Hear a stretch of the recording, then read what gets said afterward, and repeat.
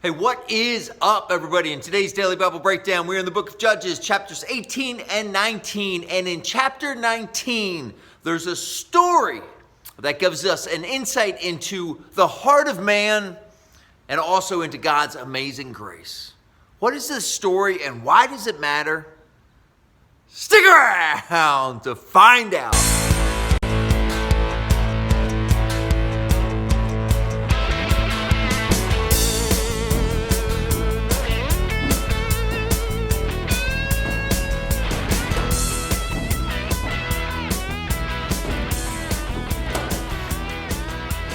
Hey, what is up?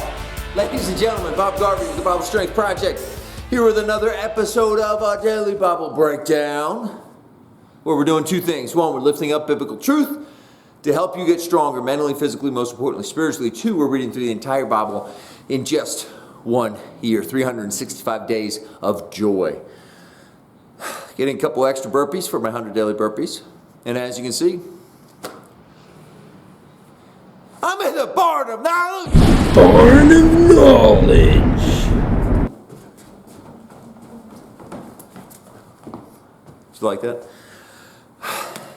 Today's Daily Bible Breakdown, Book of Judges 18 and 19. All right, man, I'm sorry. I thought the story the other day with Jephthah sacrificing his daughter was the worst story in the Bible. I forgot about today's story, Judges 19. I'll summarize for you. This Levite, supposedly be a man of God, gets caught in this town with his concubine. That's a problem right there. It should be his wife, but it's his mistress. A bunch of men come to abuse the Levite, and him and his the guy he's staying with say, "Here, take my concubine instead." Wow, nice cowardly act by the man of God. Well, so they take his wife and they abuse her and she dies. Now, I'm sugarcoating everything to the nth degree. This is a disgusting, hard, broken story, but it gets worse because the Levite then takes the concubine's body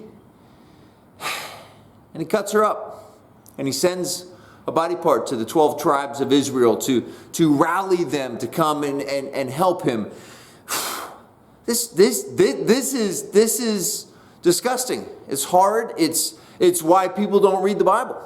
It's why people deconstruct all of Christianity based on things like this. So you got to give them a little bit of grace. It's understandable. The infallibleness, the inerrantists, they got to give people grace. This is a hard story. What do we do with it? Here's what we're going to do with it, right? The utter depravity shown in this story shows us into the heart of man. The brokenness, the darkness, the utter blackness, right? And yet, God still loves us. John 3:16 says, "For God so loved the world that he sent his only son to die for us so we could be with him forever." Romans 5 verses 6 through 8 basically say, while we were still sinners, while we were still just depraved, horrendous, horrible, terrible, God sent his son to die for us, right? While we were at our worst, God was at his best. What does this mean for us? How do we get stronger in God's word? When we acknowledge our sin, when we acknowledge how very far that we have fallen, it is only then that we can experience God's amazing grace. Now listen to me. Enough with minimizing your sin. Enough with that stuff, all right? Oh, it's not too bad. Everybody does it.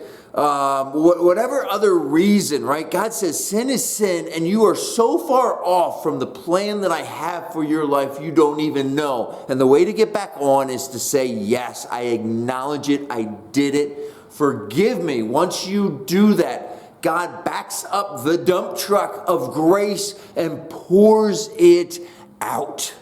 Do you understand what I'm saying? We have to acknowledge our brokenness, our darkness, our foulness, and then receive God's grace. It's only when we do that you acknowledge all of God's grace, his peace, his joy, his delight.